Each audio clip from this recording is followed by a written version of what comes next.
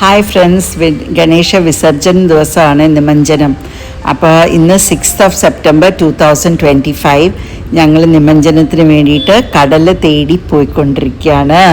കടലിൽ വേണം നിമഞ്ജനം ചെയ്യാൻ. അപ്പോൾ ഞങ്ങൾ ഇന്ന് പോകുന്നത് പുതുവൈപ്പ് ബീച്ച് എന്ന് പറഞ്ഞിട്ട് ബീച്ചുണ്ട്. അവിടെ വലിയ തിരക്കൊന്നും കാണാറില്ല, നല്ല സുഖമാണ്. അത് രാവിലത്തെ സമയം കൂടിയാണ് കേട്ടോ. ഒരു 7 മണിയൊക്കെ ആയിട്ടുള്ളൂ. ഞങ്ങൾ വീട്ടിൽ നിന്ന് ഒരു 6:30 ആയപ്പോൾ ഇറങ്ങി 7 മണിയായപ്പോൾ എത്തി. മോന് നിമഞ്ജനത്തിന് വേണ്ടി വിഗ്രഹം എടുക്കുവാണ്. അപ്പോൾ ഞങ്ങൾ ഇതുപോലെ 10 ദിവസത്തെ പൂജയായിരുന്നല്ലോ. അപ്പോൾ 10 ദിവസത്തെ പൂജ കഴിഞ്ഞിട്ടുള്ള നിമഞ്ജനമാണ്. ഞാൻ പറഞ്ഞിരുന്നു ഞാൻ വീഡിയോ ഇടുന്നു. അത് കാരണം കേട്ടോ ഈ വീഡിയോ ചെയ്യുന്നത്, നിങ്ങൾക്കും കൂടി കാണാൻ വേണ്ടി. അപ്പം മനസ്സിൽ കൂടി ഒരുപാട് ഇമോഷൻസാണ് വരുന്നത് കേട്ടോ. എന്നുവെച്ചാൽ 10 ദിവസം പൂജ ചെയ്ത് കഴിയുമ്പം ആ വിഗ്രഹത്തോട് നമുക്കൊരു അറ്റാച്ച്മെൻറ്റ് വരും, വല്ലാത്ത അറ്റാച്ച്മെൻറ്റ്. ആ അറ്റാച്ച്മെൻറ്റ് നമുക്ക് വിട്ടു പോകാൻ തോന്നില്ല. ശരിക്കും ഈ 10 ദിവസത്തെ പൂജ കഴിഞ്ഞാൽ അത് കടലിലോട്ട് ഒഴുക്കാൻ പോവാണല്ലോ എന്ന് ആലോചിക്കുമ്പോൾ ഒരു സങ്കടവും. പിന്നെ നമ്മുടെ മനസ്സിൽ പെട്ടെന്ന് കയറി വരും, ഗണപതി ഭഗവാൻ നമ്മുടെ പ്രശ്നങ്ങളും വിഷമങ്ങളും എല്ലാം കൊണ്ടാണല്ലോ പോകുന്നത്. പിന്നെ അടുത്ത വർഷം വീണ്ടും വരുമല്ലോ, ഇതേപോലെ തന്നെ ഗണേശോത്സവം വരും. പിന്നെ വീണ്ടും നമ്മൾ ഇതുപോലെ പൂജ ചെയ്യുന്നൊക്കെ ആലോചിക്കുമ്പോൾ ഒരു സന്തോഷമുണ്ട്. പക്ഷേ എന്തോ നിങ്ങൾക്കൊക്കെ ഇങ്ങനെ ഒരു ഫീലിംഗ് വരാറുണ്ടോ? സന്തോഷവും ദുഃഖവും കൂടി ഒരുമിച്ച് വരുന്ന ഒരു ഫീലിംഗ്. അപ്പോൾ മോനിങ്ങനെ കുറേ ദൂരം കടലിലോട്ട് പോവും. ഇങ്ങനെ പോയിട്ട് ആ തിരമാല വന്നിട്ട് തിരിച്ചു പോകുന്ന തിരമാലയുടെ കൂടെ ഒഴുക്കി വിടും. എന്നാലേ അങ്ങ് കൊണ്ടുപോകുള്ളൂ തിരമാല, അല്ലെങ്കിൽ തിരിച്ചു വരും ഇത്. അങ്ങനെ അവൻ ആ വിഗ്രഹം ഒഴുക്കി അത് ഒരു പ്രാവശ്യത്തിൽ തന്നെ അങ്ങ് പോയി. കടലമ്മ അങ്ങ് എടുത്തു ആ വിഗ്രഹം. അങ്ങനെ ഞങ്ങൾ അവിടെ കുറച്ചു നേരം നിന്നു. പണ്ടൊക്കെ പാറുവിന് ഭയങ്കര പേടിയായിരുന്നു കടലെന്ന് പറയുമ്പോൾ.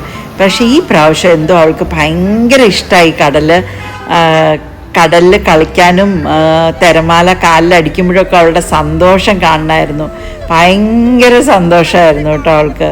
അങ്ങനെ ഞങ്ങൾ കുറേ നേരം എൻജോയ് ചെയ്ത് കടലിൽ നോക്കി ഇങ്ങനെ നിന്നു.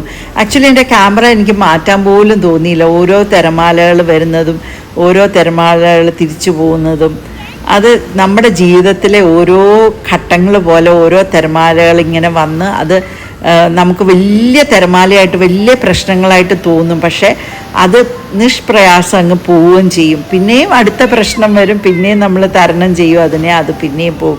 അതേപോലെയാണ് ഈ തിരമാലകളും. ഭയങ്കര വലിയ തിരമാലകൾ വരും, പോവും. പിന്നെ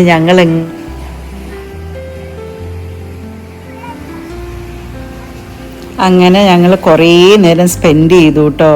അതിനിടയ്ക്ക് കുറേ ഫിഷിംഗ് ബോട്ട്സ് ഉണ്ടായിരുന്നു. അവർ കടലിൽ മീൻ പിടിക്കാനായിട്ട് ഇറങ്ങിയിട്ടുണ്ടായിരുന്നു. ഇതുപോലെ രാവിലത്തെ സമയമായിരുന്നല്ലോ.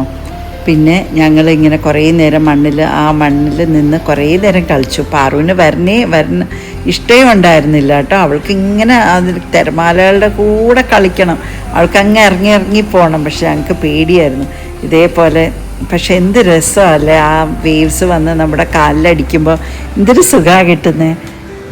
പിന്നെ ഞങ്ങൾ നോക്കിയപ്പോൾ കുറേ ഇതുപോലെ മഹാരാഷ്ട്രീയൻസ് അവരും അവരുടെ ഗണപതി ഭഗവാനെ വിഗ്രഹം കൊണ്ടുവന്ന് നിമഞ്ജനം ചെയ്യാനായിട്ട് അവിടെ നിന്ന് പൂജയൊക്കെ ചെയ്യായിരുന്നു. അപ്പം ഞങ്ങൾ അതും കുറച്ചു നേരം നിന്ന് നോക്കി. എന്നിട്ട് കടലും നോക്കി കുറേ നേരം ഒരു 20-25 മിനിറ്റ്, അരമണിക്കൂറോളം ഞങ്ങൾ അവിടെ സ്പെൻഡ് ചെയ്തിട്ട് ഞങ്ങൾ തിരിച്ചുപോയി. പണ്ട് ഈ പുതുവൈപ്പ് ബീച്ചിൽ കുറേ ചായക്കടകളൊക്കെ ഉണ്ടായിരുന്നു കേട്ടോ. ഇപ്പം ആ ചായക്കടകളൊന്നും കാണാനില്ല.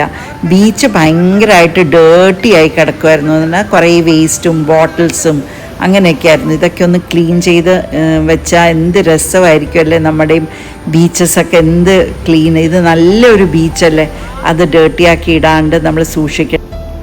അപ്പം എൻ്റെ ഈ വ്ളോഗ് ഇഷ്ടമായാൽ ലൈക്ക് ചെയ്യണം, ഷെയർ ചെയ്യണം, കമൻറ്റ് ചെയ്യണം. ഓക്കെ.